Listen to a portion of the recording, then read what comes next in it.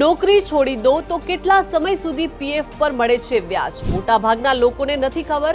ચાલો આજે જાણીએ એક્સપ્લેનરમાં. નમસ્કાર, હું છું દીપિકા.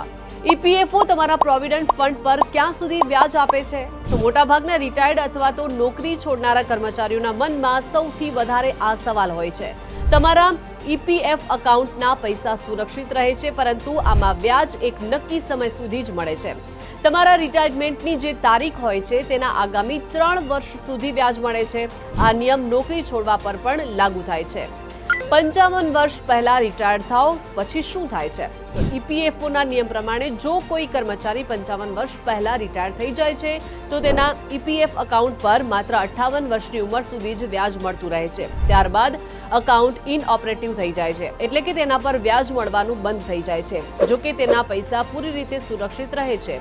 જો પૂરા પૈસા નીકાળી લેવામાં આવે તો વ્યાજ નથી મળતું. 55 વર્ષ બાદ રિટાયર થવા પર શું થાય છે? જો કોઈ વ્યક્તિ 55 વર્ષ કે પછી તેના પછી રિટાયર થાય છે તો તેના રિટાયરમેન્ટની તારીખથી આગામી 3 વર્ષ સુધી ઈપીએફ બેલેન્સ પર વ્યાજ મળે છે અને ત્યારબાદ એકાઉન્ટ ઇનઓપરેટિવ થઈ જાય છે અને વ્યાજ બંધ થઈ જાય છે. જો કે રૂપિયા સુરક્ષિત રહે છે. શું હોય છે આ ઇનઓપરેટિવ એકાઉન્ટ? જ્યારે ઈપીએફ ખાતામાં નવું યોગદાન આવવાનું બંધ થઈ જાય અને નિર્ધારિત સમય મર્યાદા પૂર્ણ થઈ જાય ત્યારે તેને નિષ્ક્રિય ગણવામાં આવે છે. આનો અર્થ એ થાય છે કે ભંડોળ સુરક્ષિત રહે છે, પરંતુ વધુ વ્યાજ મળતું નથી.